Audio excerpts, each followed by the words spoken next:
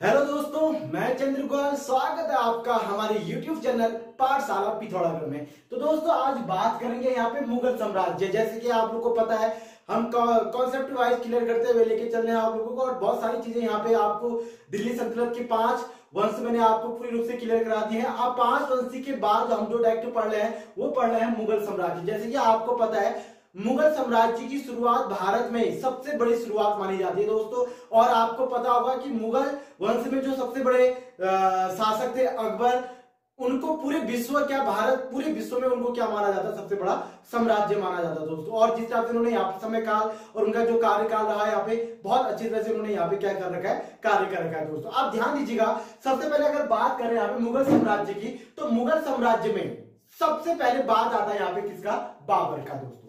किसकी बात आती है यहाँ पे, बाबर की बात आती है। और बाबर ही ने मुगल साम्राज्य का क्या रखा था, नींव रखा था। अब कहा जाता है दोस्तों कि बाबर ने भारत में टोटल 5 बार आक्रमण किए थे। एक तो किया था 1519 में, 1519 में आक्रमण किया था, लेकिन यह आक्रमण इनका ज्यादा खास नहीं रहा और इसको ज्यादा मान्यता भी नहीं दी गई दोस्तों। ठीक है, अगर बात करते हैं यहाँ पे बाबर की, तो बाबर का मैं ज्यादा यहाँ पे लंबा पॉइंट ना बता के आपको जो हमारे एग्जाम में पूछा जाता है वही पॉइंट मैं यहाँ पे आपको क्लियर कराऊंगा। जैसे कि आपको पता है, बाबर का जन्म 14 फरवरी 1483 को हुआ था दोस्तों। 14 फरवरी 1483 को बाबर का जन्म हुआ था। जब बाबर का जन्म हुआ दोस्तों, तो यह अफगान का था, पहले आपको पता होना चाहिए। और जब इसने भारत पर आक्रमण किया, तब यह अफगान और अरब शासक का क्या बन गया था, बहुत बड़ा सेनापति बन गया था दोस्तों। उसके बाद जब ये भारत पर आक्रमण करता है, तो भारत में क्या चलता है, लोधी वंश। यह आपको मैंने पहले भी बता रखा है। और लोधी वंश में उस समय जो भारत का लोधी वंश का जो शासक होता है, वो कौन होता है, इब्राहिम लोधी।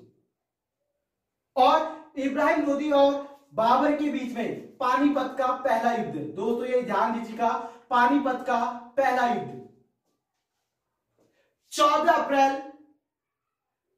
1526 को युद्ध होता है दोस्तों। और उसमें इब्राहिम लोधी पूरी रूप से पराजित होकर बाबर भारत में क्या कर देता है, विजय हासिल करता है दोस्तों।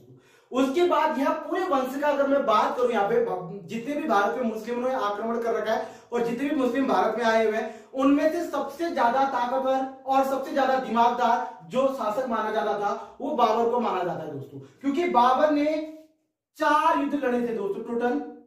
मैंने जैसे आपको कहा 5 आक्रमण, लेकिन 5वां कोई खास नहीं था 1519 का। 4 आक्रमण इसका बहुत ज्यादा खास रहा, जिसमें ये चारों आक्रमणों में क्या रहा, ये विजयी रहा। पहले आपको इतना पता होना चाहिए कि 4 आक्रमणों में ये क्या रहा, विजय रहा। अब मैंने एक छोटा सा इसका ट्रिक बना रखा है, ये ट्रिक आप लोगों के लिए बहुत ज्यादा काम आएगा। जैसे मैंने लिखा यहाँ पे, पी खाके चंदू ने घाघरा पे छलांग लगा दी। पी खाके चंदू ने क्या कर दी, घाघरा में छलांग लगा दी। यानी कि पी से हो गया पानीपत का युद्ध, खाके से हो गया खानवे का युद्ध, चंद से हो गया चंदवारी का युद्ध, और घाघरा से हो गया घाघरे का युद्ध। तो 4 युद्ध ये बहुत ज्यादा पूछे जाते हैं दोस्तों, और ये चारों युद्ध आपको पता होना चाहिए। जब ये 4 युद्ध जीतता है, और 4 युद्ध जीतने के बाद 1530 में इसकी क्या हो जाती है, मृत्यु हो जाती है दोस्तों। इतना आपको पता होना चाहिए।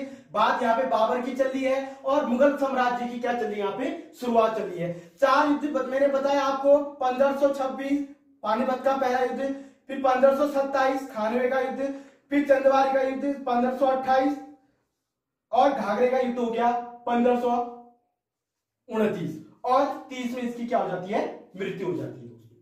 तो ये 4 युद्ध में देखिएगा, इन चारों युद्धों में तो एक ट्रिक ये बन गया कि बाबर का ही इसमें क्या होता है, विजयी होता है। ये मैंने आपको बता दिया।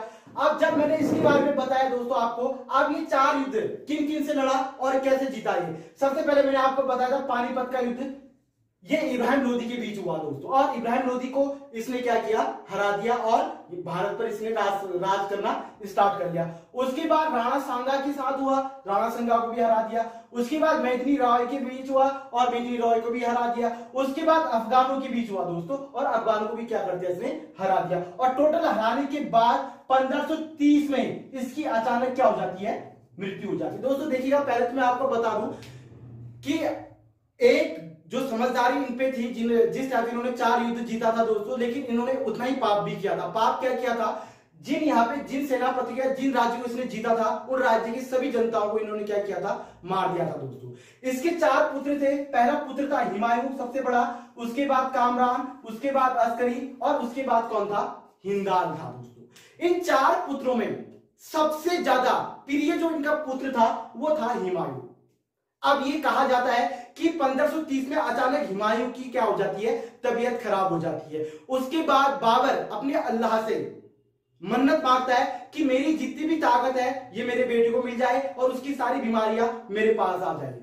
तो ये कहा जाता है कि उस समय का सबसे बड़ी इसकी दुआ मानी जाती है दोस्तों, और ये दुआ वाकई में सफल भी रहा। इनकी सारी हुमायूं की सारी बीमारियां बाबर के पास चली गई थी और बाबर की सारी शक्तियां हुमायूं के पास आ गई थी। उसके बाद 1530 में बाबर की क्या हो जाती है, मृत्यु हो जाती है। उसके बाद जैसे ही बाबर की मृत्यु होती है, उसका उत्तराधिकारी कौन बन जाता है, हुमायूं बन जाता है दोस्तों।